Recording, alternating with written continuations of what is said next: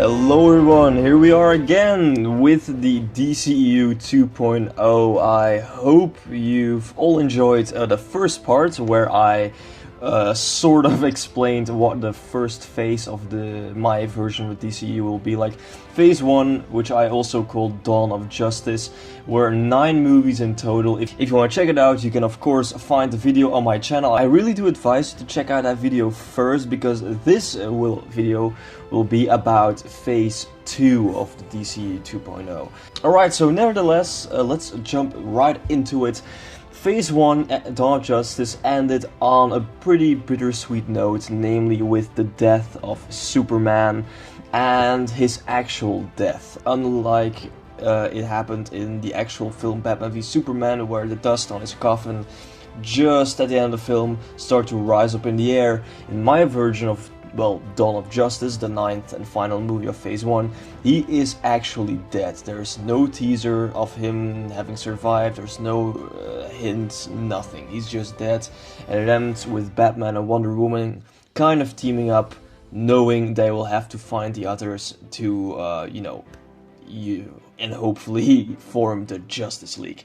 So nevertheless, Phase 2, I've called post-Superman, because Superman also in my own universe of DC, I guess, is really viewed as this huge symbol, as this hero that really meant a lot and was really a symbol of hope and goodness in the world. And now, after his death, this of course has had a huge impact on, well, on everyone, especially the people of Metropolis. They're all really affected by this, as are Batman and Wonder Woman. So that's why I thought it would be kind of suitable to call Phase 2 actually post-Superman, to also not only build more to the end product, but also to sort of show what life is like after someone like Superman dies. The focus of Phase 2 isn't only going to be on Justice League, it's also going to be on another pretty famous squad, if you get what I'm hinting at. Because the first film of Phase 2 is called Deadshot. And I think a lot of you guys will already know where this is gonna go. Deadshot, yes, just Deadshot. An origin story of this guy, a very crime-related film that really shows his involvement, his evolution, how he became the man with the mask, everything. Just that story. The film can also introduce Captain Boomerang and El Diablo, but not really as big characters, more as, characters in the background, maybe characters Deadshot runs into or meets along the way, and everything. But still, of course, the main focus of this film is Deadshot also trying to have that relationship with his daughter, that of course isn't going to turn out as good, because he's a criminal pretty much. So that's really the emotional core of that movie. The antagonist of this, of course, Deadshot being sort of an anti-protagonist, if you can call it like that. I thought it would be very cool to have Batman pop up and sort of take on Deadshot, and that they actually have a fight instead of the actual Suicide Squad movie that we got, where they have a very brief struggle and before Deadshot decides to turn himself in. I thought, why not expand that idea and actually create a movie hugely, of course, around Deadshot, but then at the end he has a fight with Batman, he loses, and thus ends up in prison. And that gives us a very small teaser for the eventual Suicide Squad that is coming. Moving on to the second movie, Joker and Harley. Exactly, another origin story, Joker and Harley. What is this story about? Well, this story is actually also taken from the actual Suicide Squad movie, focusing on the element of how Harley wasn't Harley Quinn, but how she was still a scientist or a psychiatrist or whatever her official profession was before she turned insane. But pretty much that we start off with her, that she meets the Joker in the asylum, and the film is basically about Joker slowly manipulating her down into the pit of madness, of course, and ending with Harley becoming Harley Quinn, of course, and then becoming this sort of couple of madness. Also a whole plotline of Joker trying to break out of the asylum, Batman can be involved again, just like in the actual Suicide Squad film. They can have a chase that ends up in both of them getting captured and sent to prison once again. Not to the same prison, mind you, because that will be important for future films, but it ends with them being caught by Batman once again, both sent to prison. And I thought this would also be a nice moment to introduce the character of Amanda Waller. Maybe she can operate behind the scenes, again give us this very slight teaser of the Suicide Squad. Not this huge build-up or not this huge foreshadowing, because it's too early for that in my opinion, but still, just like in Deadshot, give us this small hint, you know, this small teaser, just like this little breadcrumbs that we can follow. Who knows? The third film is going to be very controversial, I think. I don't know, I hope for the better, which I've called Batman the Killing Joke. Named after the very famous graphic novel. This film really is a sequel to Joker and Harley, but focuses solely on Batman and the Joker, not Harley Quinn. Harley Quinn is still in her own prison, as of course Deadshot is as well. This film pretty much follows a huge part of the actual Killing Joke storyline, you know. It also focuses really on Batman in this film, because this is the first time where we actually have Batman as a big character, because both in Deadshot and Joker and Harley he makes an appearance, but it's pretty brief. This film really shows us how it's life after Superman, what is crime like, what is the atmosphere like, you know. It's really sort of a catching up arc, Batman in terms of Batman.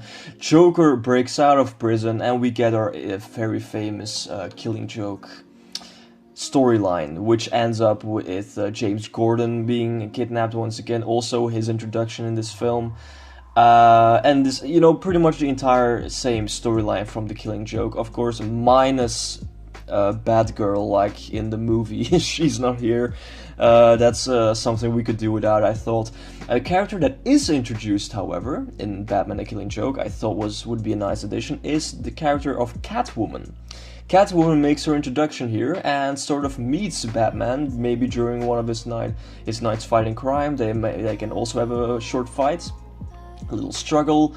She's not that big of a character, but she does make her grand entrance in this, and it's pretty obvious that she will have a bigger role in future movies, so I thought that would be pretty nice. So that for the third film, Batman the Killing Joke. Our fourth movie is another origin story, namely Katana, of course, another member of the Suicide Squad. Katana I found to be a very interesting character, but again, just like pretty much every character in the original Suicide Squad movie, so bland, so hollow, so wasted. I think there is so much to this character, Katana, and that's so interesting, also with the whole Japanese culture that comes into play. So a full origin story of her character, also her relationship with her husband, how exactly her husband's soul is caught in her sword, that whole explanation. And of course this is pretty much going to be the third movie in phase 2 that is going to give us a teaser for Suicide Squad. I think from this point on we can really talk about a build-up of Suicide Squad, not necessarily just a teaser, because we have Deadshot, we have Harley Quinn, we have Katana now. Now we really are gonna get those build-up moments, if you know what I mean. Bringing us to the following movie, Batman and Catwoman. Actually a sequel to Batman the Killing Joke. It focuses on Batman and Catwoman. Catwoman is going to be a much bigger character in this film. Of course, the film is named after her. And this film, just like Batman the Killing Joke, really also explores life after Superman. What is it like? How are their lives? Batman is clearly a bit tormented because he feels responsible for the death of Superman, which of course he wasn't really, but still, it's kind of like eating him on the inside, if you know what I mean. And this film really also explores the relationship between Batman and Catwoman, because of course, if you all read the comics, even if you've seen the Dark Knight trilogy, Catwoman is the biggest love interest of Batman, and I thought it would be pretty nice to have to give him that as well in the DCEU, because Catwoman hasn't been introduced in the actual DCU that we have, so I thought it would be nice to introduce her. It could be sort of a love story maybe, and the villain, I thought, why not, could be Bane. Yeah, Bane. Why not Bane? Let's say Bane shows up, give him this big thing to do, and it can really be this team-up film between Batman and Catwoman, sort of not only broadening their relationship, not only getting closer together as love interests, but also teaming up, fighting crime. Also, Batman sort of convincing Catwoman that life as a thief isn't everything. Maybe also have this emotional arc of Catwoman herself, which will also make her an interesting character, and with a team up against Bane, because Bane without doubt is one of the most well-known Batman villains, and I thought I just had to put him in one of these films. A very important event that occurs in this film, however, is that Lex Luthor at the end of Dawn of Justice gets sent to Arkham Prison or Arkham Asylum. And he actually manages to get out. He escapes prison, and maybe like, the final scene, maybe the end credit scene, you know what it is. He manages to contact Steppenwolf to sort of pick up where he left off right before he got sent to prison, where he tried to contact Steppenwolf, but this time he actually does it to actually give us this huge teaser for one of the big villains that is coming. Bringing us to our next film, again an origin story, Waylon. Now, this title may be the most confusing one. Waylon is actually the name of the man of the comics who turns into Killer Croc. Killer Croc, of course, also being a character from the Suicide Squad. I thought this man has a very emotional and intriguing backstory, a very sad and dramatic backstory actually, that is just, again, like with so many of these characters, just has the perfect ingredients for a great story, for a great standalone origins film. So, but I also thought, because this film will be much more emotional and much more, grounded and dramatic, I thought a title like Killer Croc wouldn't really suit, so I thought, why not just call it Waylon, his actual name. And really his origin story, how he became Killer Croc, the disease he has, how his mother died at childbirth, how his father abandoned him because of the way he looks. It's just perfect to create a very sympathetic character. Batman can be involved again. Of course, Waylon is a villain. Killer Croc is officially a villain, he can fight Batman again, but also is sent eventually to prison, where we will again have this big build-up for Suicide Squad. Bring us to our next and final standalone film in terms of characters of the Suicide Squad. The next film is called Colonel Flag. I think it's pretty self-explanatory. Again, origin story for Rick Flag, of course, very big character of the Suicide Squad. Also introducing us to the character of June Moon, because this film will be mainly about how they meet, how their relationship blooms, how they, become love interests. So it's kind of like with Batman and Catwoman, this relationship film. Also about how June Moon basically gets corrupted by this enchantress figure, and Amanda Waller is again involved, contributing to this huge build-up of the Suicide Squad. And this film really there's this love struggle, to these two people, Rick and June, loving each other very much, her becoming corrupted by the enchantress curse or whatever it is. So that's really the focus of this film, which finally brings us to the Suicide Squad. And I think it has a proper build-up this time. Now you know all the characters. Yes, I know, not Slipknot, but Slipknot isn't going to be part of this because his character was just so weird in the original one, and he just got wasted out of nowhere. I thought, why even include him? Characters like Captain Boomerang and El Diablo, we've seen them briefly. Harley Quinn, Katana, Killer Croc, Colonel Flag, June Moon, Enchantress, Amanda Waller, Deadshot. You all know these characters, so here we are, the big team-up film, The Suicide Squad. It pretty much follows the same story of the original movie, because Enchantress is again the main villain in this one, which of course is even more investing, I think, because you care a lot more about both June Moon becoming Enchantress, but also about Rick Flag.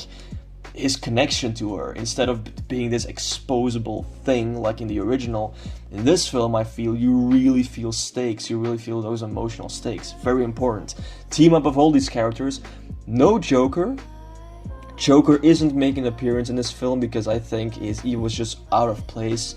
Harley Quinn, of course, is in this, but I really feel like this film just doesn't need Joker. He has no contribution to it. For the other parts, this film mainly follows the same plot, again with the end where they all need to fight Enchantress and this army she's creating. She dies, but unlike in the actual Suicide Squad movie where it's more like Enchantress dies and June Moon lives, but I think that in this case it would be more powerful if both of them would die. Like, in order to kill Enchantress, they have to kill June Moon as well, and it will be very sad, it will be very emotional, but I think that's for the better, because that's what makes a compelling story, it's what makes compelling characters.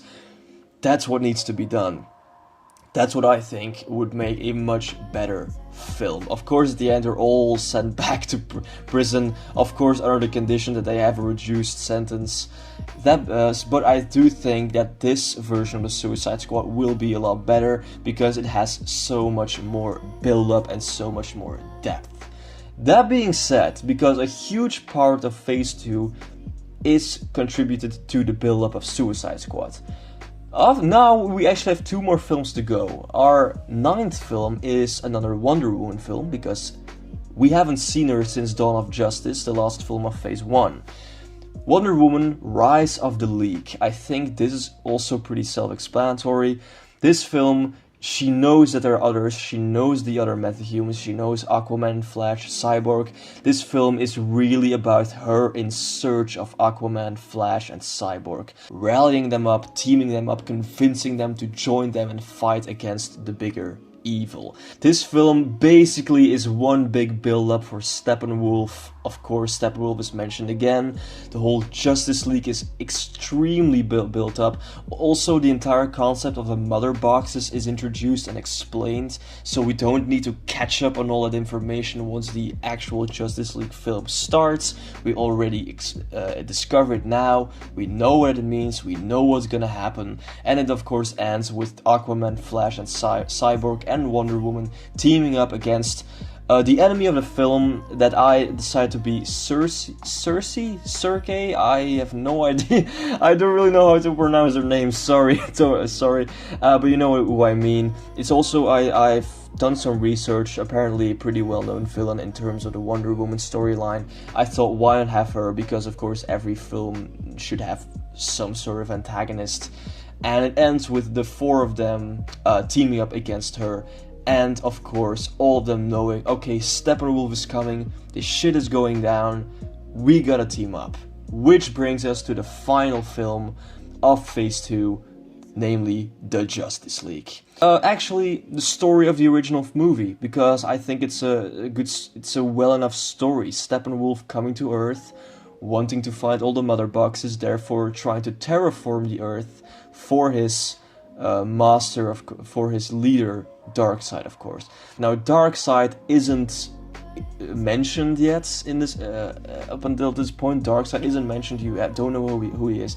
This film really is all about Wonder Woman, Flash, Cyborg, Aquaman and Batman teaming up against Steppenwolf and his army of parademons. Note that Superman is not, I repeat, not resurrected in this film. Superman stays dead. I personally think that's a good idea, because if you're gonna bring him back in the next team up film, you know, his death will have a lot less impact, I think, although still in Batman the Killing Joke and Batman and Catwoman, a lot of the attention is really focused on what life is like, you know, the effects, you know, the aftermath of the death of Superman. The entire Phase 2 I have literally called post-Superman. So I thought, you know, I'm not gonna bring him back to life just yet, I'm gonna let him stay dead.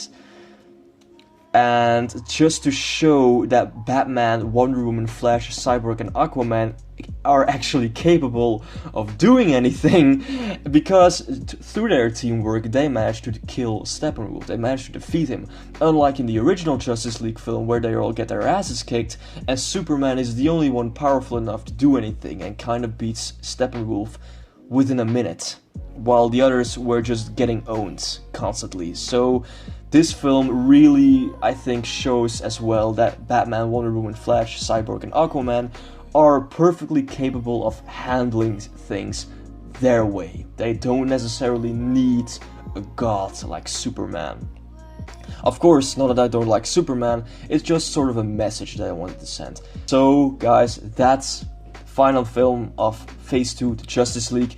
It ends with this huge teaser for the big baddie Darkseid. You know, the Thanos of the Avengers, the Darkseid to the Justice League. A big teaser, like when he, maybe at the end of the film, he learns his uncle Steppenwolf is defeated, killed by this misfits, killed by this group of people, this group of gods on the earth. And he also has this feeling like, alright, fine, I'll do it myself. Maybe, you know, that kind of teaser, maybe, you know? And that's also like the first time you see him, you hear from him. Before that, there's not even a mention of Darkseid. There are plenty of teasers where it's hinted at this greater evil, this huge darkness is looming somewhere and it's coming for them. But that's it, nothing on the nose. So yeah, that pretty much wraps up Phase 2 post Superman. Really hope you guys enjoy it, really hope you like it. Quick heads up, I've been working on this DCEU for the last 2 days, and I've come to the conclusion that instead of 3 phases, it will be 4 phases, because it was just way too much to cram into 3 phases. I really want to take my time. So I hope you're excited for Phase 3 and Phase 4. Hope you enjoyed both Phase 1 and Phase 2.